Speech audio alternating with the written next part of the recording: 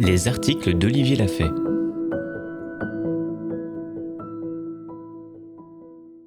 La fabrication du petit juge Facebook, du 1er octobre 2018. Alors, je vous explique comment ça marche. Tout petit, on vous fait rentrer dans le rang en brisant votre spontanéité animale.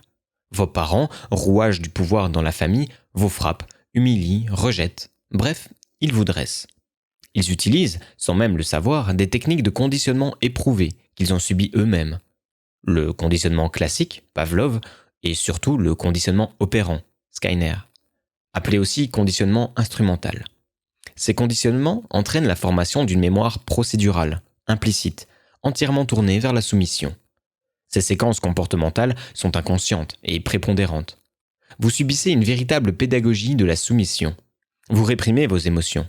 Vous essayez de bien faire, car il en va de votre survie. Un enfant dépend à 100% de ses parents. S'il n'est pas accepté, il meurt. Vous construisez une personnalité restreinte, de façade, soumise, et votre colère d'avoir été brisée est plus ou moins enfermée profondément aussi. On appelle cela en psychologie une image ou un caractère, ou un apprentissage secondaire. Plus tard, la pédagogie de la soumission continue. École, groupe d'amis, travail. Vous êtes donc complètement soumis au 4e commandement décrit par Alice Miller. Obéissance sans recul, ni marge de manœuvre, aux parents. Conformisme. Jugement vers toute forme de marginalité par rapport à la norme idéologique en place depuis plusieurs millénaires de soumission à l'autorité. Toute différence est de façade. Votre difficulté à faire la part des choses entre l'agresseur et l'agressé est immense et vous jugez encore une fois selon ce que l'ambiance morale vous dicte, sans recherche de cohérence. C'est normal, vos parents n'ont pas été souvent cohérents devant vous et avec vous. Ils ont largement pratiqué le « faites ce que je dis et pas ce que je fais ». Donc la cohérence importe beaucoup moins que l'obéissance.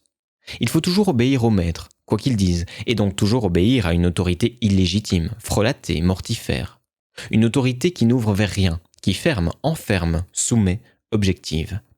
Sur Facebook, seul lieu où la plupart des gens peuvent exprimer des pulsions de dominance non sanctionnées, vous irez toujours défendre l'agresseur, le bourreau, et tenterez de faire honte à la victime, comme on vous a fait honte tout petit quand vous avez cherché à vous affirmer et vous défendre face à la puissance parentale.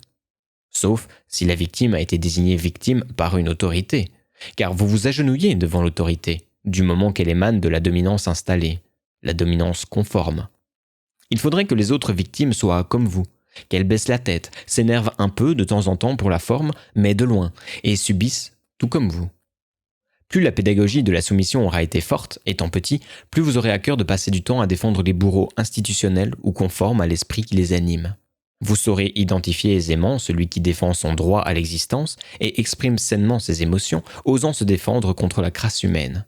Car c'est ce qui a été étouffé en vous, et qu'il faut faire taire, car l'ordre a été donné il y a bien longtemps. Sous couvert de morale, vous êtes devenu un parfait exécutant de ce système.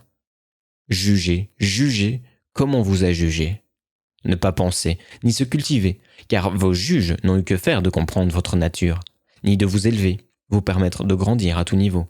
Ils vous ont juste dressé. Celui qui parle de joie de vivre, de penser, d'amour et exprime sa colère d'être brimé, doit être étouffé. Il doit se taire, mourir pour ses valeurs, tel un Jésus-Christ, tout comme votre enfant intérieur est mort depuis si longtemps. Ainsi, ce seront toujours les plus soumis, les plus moutonniers d'entre nous, qui traiteront de moutons ceux qui réfléchissent, se cultivent, débattent, cherchent à s'élever. Et ce sont des logiques implacables qui les animent, parfaitement décrites par la science.